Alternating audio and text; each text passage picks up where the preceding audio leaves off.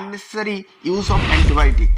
তার শরীরে অ্যান্টিবায়োটিক দরকার নেই, অকারণে সে অ্যান্টিবায়োটিক খাচ্ছে, মনে করছে যে আমার রোগ সারানোর জন্য দ্রুত অ্যান্টিবায়োটিক খেলে রোগ সেরে যাবে। দেখা যায় তার শরীরে অ্যান্টিবায়োটিক দরকার নেই।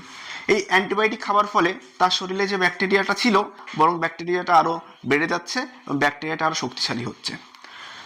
2 নম্বর পয়েন্ট হচ্ছে আননেসেসারি কম্বিনেশন।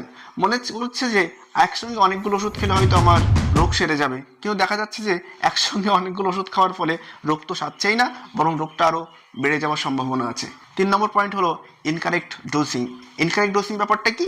যেই সময় যেই ওষুধ যতটা পরিমাণে খেতে হবে ওষুধের মাত্রার উল্টোপাল্টা করা, ওষুধের মাত্রাকে পরিবর্তন করা। ওষুধের মাত্রাকে পরিবর্তন করলে ইরেশনাল ইউজ অফ মেডিসিন, মানে সেই মেডিসিনের অযৌক্তিক ব্যবহার করছে, সেই মেডিসিনের সঠিক ব্যবহার হচ্ছে না। 4 নম্বর পয়েন্ট হচ্ছে যে ইনকারেক্ট রুট অফ অ্যাডমিনিস্ট্রেশন। ওষুধের যে ওষুধটা যেইভাবে দিতে হবে, কিছু ওষুধ ইঞ্জেকশনের মাধ্যমে দিতে হবে, সেই ইঞ্জেকশন না দিয়ে সেই ওষুধটা খাচ্ছে, বা কিছু ওষুধ খেতে হবে সেই ওষুধটা না খেয়ে ইঞ্জেকশনের মাধ্যমে দিচ্ছে।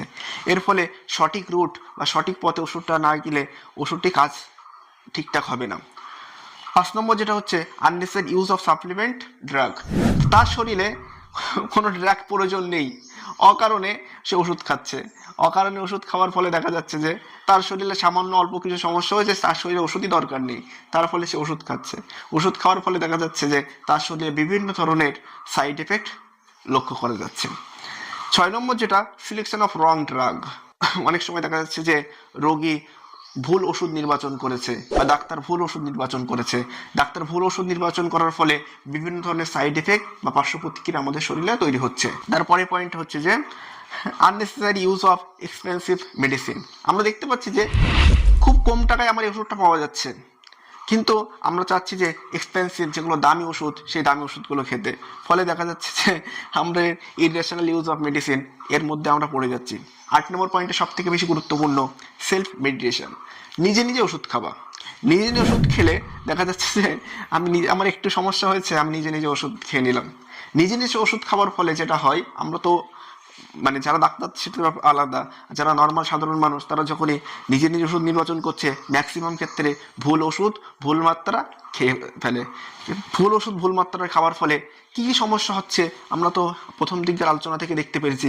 প্রত্যেক বছর ওয়ার্ল্ড হেলথ অর্গানাইজেশন রিপোর্ট অনুযায়ী 50% মানুষ, 50% মানুষ মানে ইরেশনাল ইউজ অফ মেডিসিনের আন্ডারে পড়ে যাচ্ছে। তারা সঠিকভাবে ওষুধ খাচ্ছে না, ফলে তারা ক্ষতিগ্রস্ত হচ্ছে। সিডিসি রিপোর্ট বলছে যে প্রত্যেক বছর তারা লাখ লাখ মানুষ বিভিন্ন ধরনের রোগে আক্রান্ত হচ্ছে শুধুমাত্র আননেসেসারি, শুধুমাত্র অযৌক্তিক ওষুধ খাওয়ার ফলে।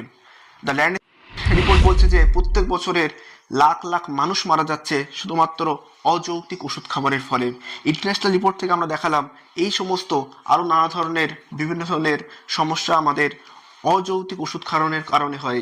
মস্তিষ্কে সমস্যা হচ্ছে, আমাদের হার্টে সমস্যা হচ্ছে, আমাদের লিভারে সমস্যা হচ্ছে, কিডনিতে সমস্যা হচ্ছে। এই জন্য আমাদের উচিত হলো যে ডাক্তারের পরামর্শ মেনে সঠিক নিয়মে, সঠিক উপায়ে, সঠিক মাত্রায় নিয়মিত ওষুধের ডোজটা কমপ্লিট করা।